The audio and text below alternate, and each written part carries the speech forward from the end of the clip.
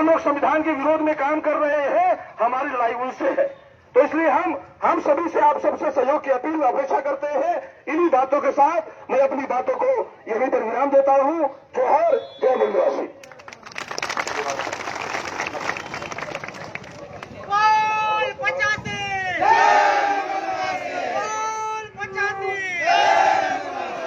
साथियों, ये जो आज की बंदी है पूरे 563 जिला में साथियों, 12,000 पॉइंटों में साथियों ये बंदी की जा रही है और पूरे देश में की जा रही है साथियों। और साथियों, अभी वर्तमान में स्थिति और परिस्थिति यह है साथियों कि 2024 का इलेक्शन साथियों सामने नजदीक है। और ये जिस ईवीएम की बात कहा गया साथियों, उस ईवीएम के मार्फत से 2024 का इलेक्शन में किसी को वोट दो, बीजेपी ही चुन के आएगी साथियों, चुन के आएगी। इस बात की दुख नहीं है, बीजेपी चुन के आएगी। अब जिस संविधान से 1932 के पहले हम एसटी ओबीसी माटी को ये कपड़े पहनने का अधिकार नहीं था, वो संविधान 1950 में आया तो हम लोगों को मिला, जिसके बदौलत आज देख रहे साथियों हमारी लोग क्या औकात के हुई। उस संविधान को साथियों सवालिया निशान कर दिया इन लोगों ने। उस संविधान को 26 में साथियों खत्म कर देगा। और संविधान में खत्म करके साथियों इन लोगों ने मनुस्मृति आधारित संविधान लिख के रखा है। अब 2027 में मनुस्मृति संविधान आधारित साथियों संविधान लागू करेगा। 3.5% शासक वोट ब्राह्मण है। ये लोग अगर ऐसा करता है साथियों तो हम तमाम एसटी एससी ओबीसी माइनॉरिटी का अधिकार सदा सदा के लिए खत्म हो जाएगा। संविधान ने हमको समान दिया, सबको जीने का समान अधिकार दिया। अगर संविधान ने सबको जीने का अधिकार दिया, समान अधिकार दिया, तो हमको अधिकार संविधान ने दिया है, आपको भी अधिकार दिया है। तो साथियों सबको जीने का अधिकार है, समान तरीके से हमको जीने का अधिकार दिया जाए। हमारे मौलिक अधिकार को छेड़छाड़ ना किया जाए, हमारे संविधान को छेड़छाड़ ना किया जाए, क्योंकि 2026 में संविधान करके फिर से एनआरसी और एनआरसी लागू करेगा साथियों।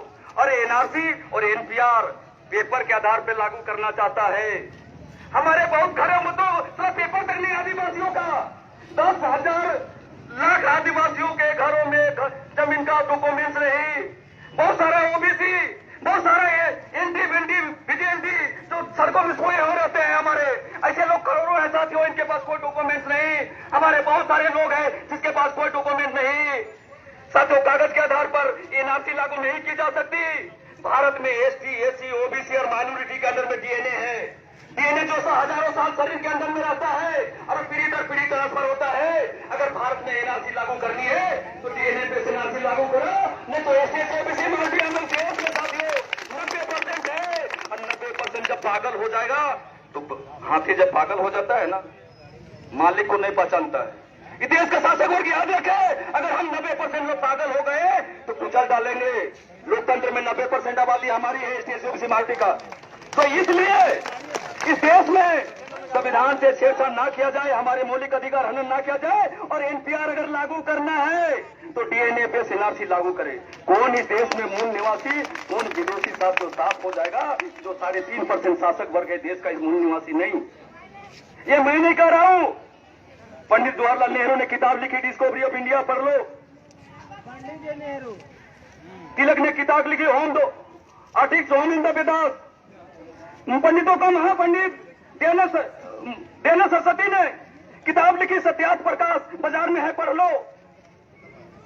ये लोग इस देश का मूल निवासी नहीं, विदेशी है। ये मैं नहीं कर रहा, उसके बाप दादा उन्हें किताब लिख के रखी। अभी डीएनए वैज्ञानिक ने शोध किया, एसटी एससी ओबीसी माइनॉरिटी इस देश के मूल निवासी है। और जो शासक वर्ग है 3.5% साथियों, ब्राह्मण क्षत्रिय वैश्य का डीएनए इस क्षेत्र से नहीं मिलता, यहाँ एसटी सबसे माटी से नहीं मिलता। ये मैं नहीं कह रहा हूँ, ये वैज्ञानिक ने शोध करके प्रमाणित किया। ये विदेशी लोग हैं, जिस तरह अंग्रेज विदेशी है उसी तरह ये शासक वर्ग ब्राह्मण क्षत्रिय वैश्य इस देश का मूल निवासी नहीं, विदेशी है। इसलिए हमारे संविधान को साथियों निष्क्रिय कर रहा है, खत्म कर रहा है। तो इसके खिलाफ साथियों आप लोगों को हर लड़ाई में, अब जो तमाम पिठोरिया क्षेत्र में एसटी एससी ओबीसी माइनॉरिटी के दुकानदार बंधु, गाड़ी चालक संघ, जितने भी ऑटो वाले भाई लोग हैं, इस सभी के आने वाले जनरेशन की लड़ाई लड़ी जा रही है। आप लोग अपने आप को एक खड़ा करके साथियों परेशान मत समझना। मैं तो समझता हूं कि आप मेरे जो ये बंद कर रहा हूं, इस बंद में आप मेरे समर्थन कर रहे हैं। अगर संविधान खत्म हो जाएगा साथियों तो ये हमारे गाड़ी, ये दुकानें नहीं रहेगी। हमारे जब मनुस्मृति थी तब हमारे पूर्वजों को ये कपड़े पहनने का अधिकार नहीं था। अभी विश्लेषण करने का समय नहीं साथियों, कोड वर्ड में बता रहा हूं। तो अगर संविधान फिर से अगर खत्म कर दिया तो हमारी स्थिति बदलती क्या होगा। इसलिए साथियों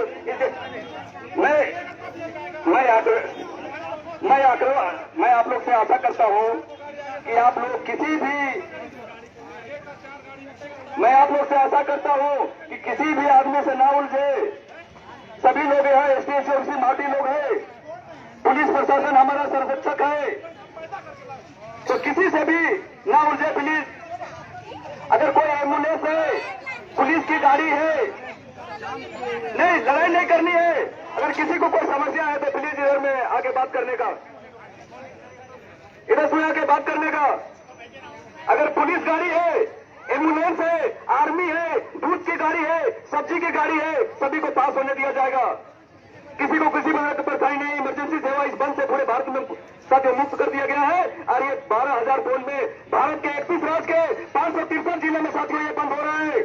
और पुलिस को हमने कहा कि मैक्सिमम 2 घंटा करके हम लोग खत्म कर देंगे। हम लोग का धनकटी सीजन है, बहुत सारा काम है। पुलिस हमको 10-15 मिनट सहयोग करे, हम लोग इस सभा को समाप्त कर देंगे साथियों। और आप तमाम लोग जो इस जाम में खड़े रहे साथियों, आपको सोचना पड़ेगा, जानना पड़ेगा, ये लड़ाई आपको भी लड़ना पड़ेगा। आपके बाल बच्चों की लड़ाई साथियों ये लोग लड़ रहे हैं, आने वाला जनरेशन की लड़ाई लड़ रहे हैं, दीन और दस्तूर और उस संविधान को बचाने की लड़ाई लड़ रहे हैं जिस संविधान ने हमको मानवता जीवन जीने का अधिकार दिया साथियों, उसकी लड़ाई है। और आदिवासियों के साथ विषय में साथियों 2 शब्द बोल करके और साथियों प्रबोधन संबोधन करके साथियों सभी को धन्यवाद ज्ञापन करके साथियों इस सभा की समाप्ति करके हम लोग जाम को समाप्त कर देंगे साथियों।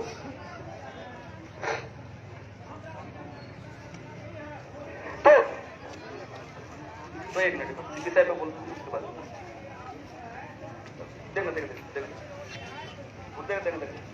तो साथियों इस देश में आदिवासियों का सबसे बड़ा संविधान है 5वीं 6ठी अनुसूची अनुच्छेद 244 जो आज तक